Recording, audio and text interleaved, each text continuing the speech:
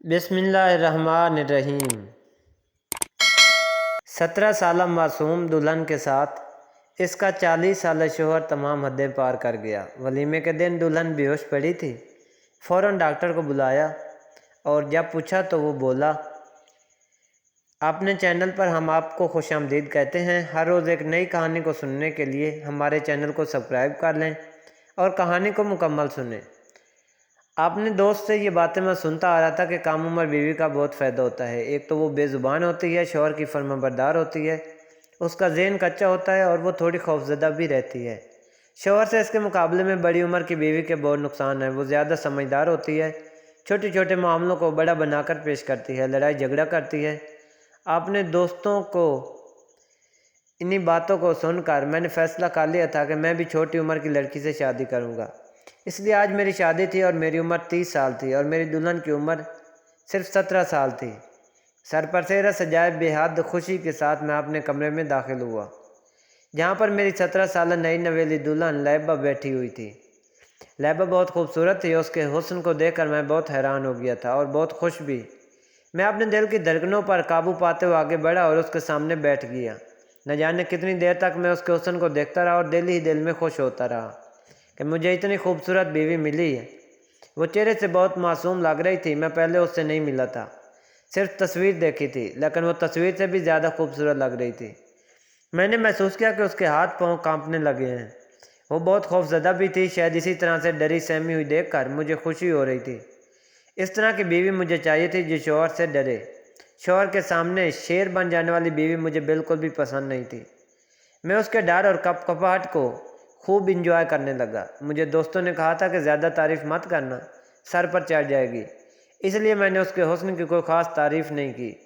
سوچا اس ڈری ہوئی لڑکی کو تھوڑا اور ڈرایا جائے۔ میں نے یوں ہی اپنے فون پر 30 سیکنڈ کا ٹائمر سیٹ کیا۔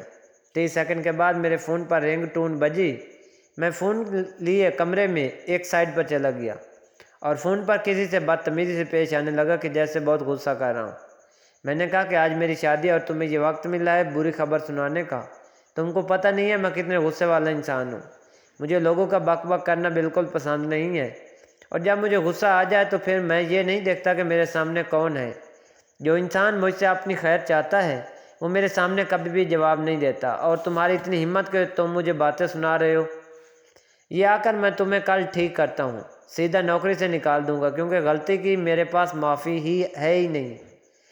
جو باتیں میں اپنی بیوی کو سنانا چاہتا تھا وہ ساری میں نے فون پر کسی اور کو سنا کر دراصل اپنی بیوی کے کانوں میں ڈال دی تھی۔ میں نے اس کو منہ دکھائی کی انگوٹھی دی تھی تو اس نے میرے ہاتھ سے لے کر سامنے رکھ دی۔ مجھے اس کی یہ بات بہت بری لگی تھی۔ میں نے اسے کہا کہ اسے پہن لو۔ اس نے کہا کہ انگوٹھیاں اسے پسند نہیں۔ اس کی بات سن کر مجھے کافی غصہ آ گیا تھا، لیکن میں اس حسین لمحوں کو غصے کی نظر نہیں کرنا چاہتا تھا۔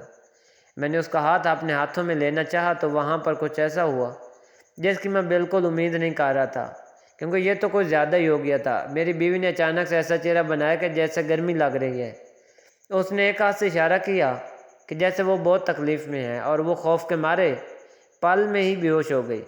اس کو بے ہوش دیکھ کر میں بہت پریشان ہو گیا کہ اب کیا کروں، کیونکہ اگر میں نے باہر جا کر سب کو بتایا کہ دلہن شادی کی پہلی رات ہی بے ہوش ہو گئی تھی تو سب لوگ اس بات کا کتنا غلط مطلب لیں گے اور میری کتنی بدنامی ہوگی۔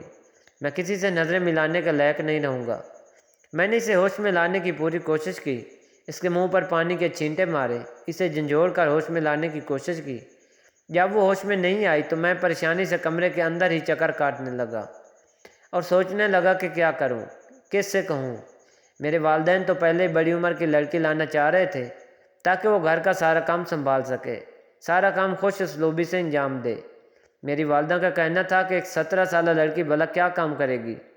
میری والدہ نے کہا کہ انہیں ایسی بہو چاہیے جو کہ بہت سکھڑ ہو اور سارا گھر کا کام سنبھال لے۔ سارے گھر والوں کی مخالفت کر کے میں نے صرف اپنی مرضی کی اور اس لڑکی سے شادی کی۔ اگر میں کہوں گا کہ وہ بے ہوش ہو گئی ہے تو سب میرا مذاق اڑائیں گے کہ کم عمر کی لڑکی سے شادی کرو گے تو یہی ہوگا۔ جب پورا ایک گھنٹہ گزرنے کے بعد وہ ہوش میں نہیں آئی تو میں نے اپنے دوست کو فون کر کے ساری صورتحال سے آگاہ کیا، تو وہ آگے سے ہنسنے لگا اور ہنس ہنس کے لوٹ پوٹ ہو گیا۔ اس کی ہنسی مجھے مزید غصہ دلانے لگی۔ میں نے اسے کہا کہ یہ ہنسنے کا، یہ مذاق اڑانے کا وقت نہیں ہے۔ مجھے اس کی مدد کی ضرورت ہے۔ میں گھر والوں میں سے کسی کو کچھ نہیں بتانا چاہتا، بس کسی طرح وہ ہوش میں آ جائے۔ مجھے ٹھنڈے پسینے آ رہے تھے دسمبر کی سردی میں۔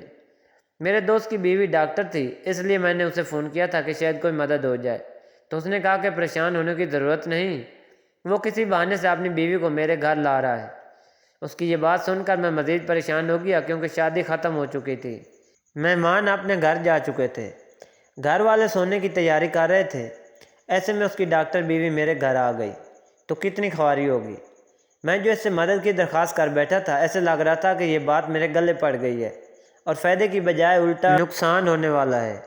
میں نے اسے صاف منع کر دیا کہ اپنی ڈاکٹر بیوی کو یہاں مت لانا، بلا وجہ میری خواری ہوگی، مجھ سے سوال و جواب ہوگا۔ اس نے کہا کہ ٹھیک ہے، پریشان ہونے کی ضرورت نہیں، وہ فون پر ہی میری بیوی سے بات کروائے گا۔ تو یہ بات مجھے سحر لگی اور میں نے اس کی ڈاکٹر بیوی سے بات کی اور اسے ہوش میں لانے کی ترکیب پوچھی۔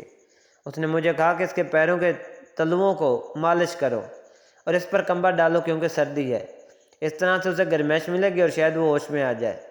میں یہی سب کر رہا تھا، لیکن میں بہت پریشان بھی تھا۔ میں نے یہ سب کر لیا، لیکن پھر بھی اسے ہوش نہیں آ رہا تھا۔ میرا دوست پیچھے سے بڑبڑا رہا تھا اور اس کی بیوی مجھے طریقے بتا رہی تھی۔ میں نے اچانک سے کہہ دیا کہ اس کو ہوش آ گیا ہے، آپ کا بہت بہت شکریہ، کیونکہ میں اس صورتحال سے بہت تنگ ہو رہا تھا۔ انہوں نے کہا کہ چلو ٹھیک ہے، آپ سکون سے سو جاؤ۔ دراصل میری بیوی ہوش میں نہیں آئی تھی۔ مجھے سمجھ نہیں آ رہا تھا کہ میں کیا کروں، کیونکہ اتنی دیر تک بے ہوش رہنا ٹھیک نہیں تھا۔ پریشانی میں ادھر ادھر چکر کاٹ رہا تھا جب میز کے کنارے پر مجھے کچھ چمکتا ہوا نظر آیا۔ میں نے دیکھا تو میرے قدموں تلے سے زمین نکل گئی، کیونکہ یہ تو نیند کی دوا تھی اور اس کی دوا کا تھوڑا سا سفید رنگ ٹیبل پر پڑے گلاس میں نظر آ رہا تھا۔ اس کا مطلب میری بیوی نے خود بے ہوشی کی دوا کھائی تھی، اور ظاہر ہے کہ یہ دوا کو اثر کرنے میں تھوڑا وقت تو لگا ہوگا۔ جتنی دیر میں سے باتیں کر رہا تھا، اتنی دیر میں دوائی نے اثر کر دیا اور وہ بے ہوش ہو گئی۔ اور یہ دوائی اگر اس نے کھائی تھی تو پھر اسے کوئی بھی ہوش میں نہیں لا سکتا تھا۔ میں اپنی بیوی کو حیران ہو کر دیکھ رہا تھا کہ اس کو تو بہت معصوم ہونا چاہیے تھا، لیکن یہ معصوم نہیں تھی۔ مجھے ساری رات نیند نہ آئی کہ آخر یہ ماجرا کیا تھا جو میری بیوی نے اپنی سہاگ رات والے دن کر لیا تھا۔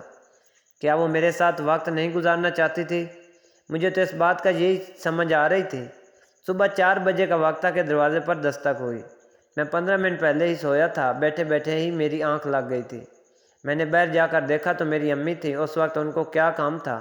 ہمارے گھر میں تو کوئی اتنا جلدی نہیں جاگتا تھا، اور آج ولیمہ بھی نہیں تھا، کیونکہ ہم نے ولیمے میں 1 دن کا وقفہ رکھا تھا تاکہ سب اچھے سے کام کر سکیں۔ میری امی نے کہا کہ تم ابھی کمرے میں ہو، کیا کر رہے ہو، چلو یہاں سے۔ میں نے کہا کہ میری شادی ہوئی ہے، میرا کمرہ ہے، میں یہاں پر نہیں رہوں گا تو کہاں رہوں گا۔